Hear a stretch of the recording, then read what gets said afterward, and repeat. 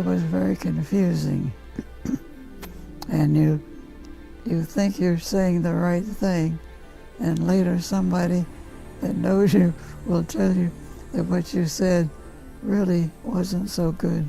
She had a lot of emotional trauma, physical trauma, and prior to the visit they had her on Dementia, which is an Alzheimer's drug, which actually made her worse. She had already become somewhat better from the coconut oil therapy. I could create the symptoms that a person would experience with moderate Alzheimer's disease. I could go out and get lost in familiar areas. So I wondered if it could be something in my diet. And so it took about a year to isolate what was causing it. There are a whole host of brain diseases that are linked to mercury epidemiologically. Alzheimer's, Parkinson's, ALS, MS, autism, and acrodynia are all brain diseases, and that they're all linked to mercury.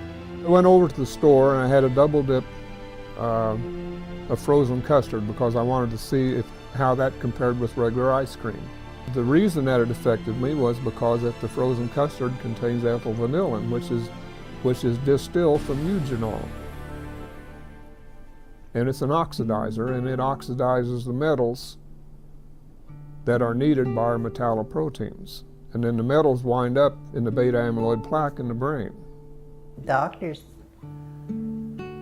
they never check for that kind of thing. Thyroids that make you goofy and crazy, and it was scary. I started to think again, and I started to be able to write again, and it took a period of time to get better, but I was very happy, and I felt that I was on the road to recovery. It was getting worse, and he was asking me the same question over and over again, and I'd answer him, and I'd say, "Tom, don't you remember you just asked me that?" And then he went to the doctor and had a CAT scan, and it showed he had early Alzheimer's. It made me feel good to know my husband was published and that he was trying to help people, and that, that he would be able to help people. And we would sometimes get letters from people thanking us and saying how that they'd also gotten well doing what he had done. Mats Hansen is a dentist from Sweden who was instrumental in bringing the lay public awareness to mercury in dentistry and helped the Swedish government change their policies. In fact, I have a book here that was published in 1992 with over 12,000 citations of mercury in the science. And don't tell me there's no research.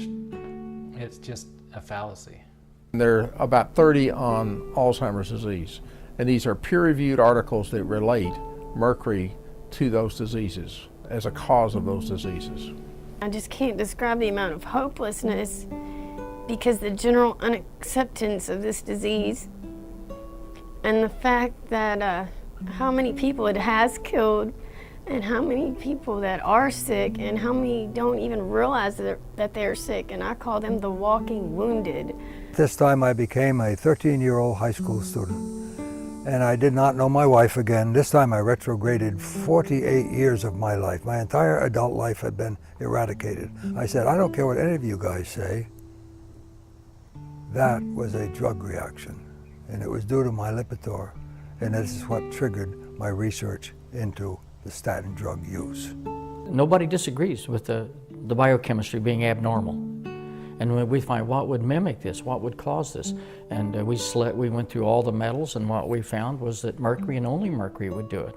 And this has been confirmed by a group in Canada at the University of Calgary that if you take neurons in culture, mercury and only mercury will cause the formation of the neurofibrillary tangles. I had no mind. I couldn't process anything, and my retention was 1.5 seconds. Disability was given to me within 2 hours. The assessment was made. I failed every test, and my IQ was 57. I was mildly retarded.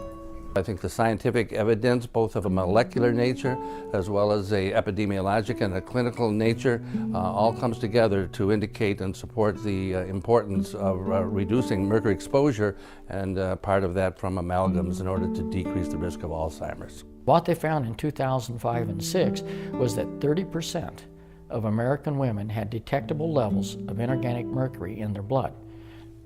Now you have to understand there should be none. So we have a concern that for some reason mercury is building up in the bodies of Americans.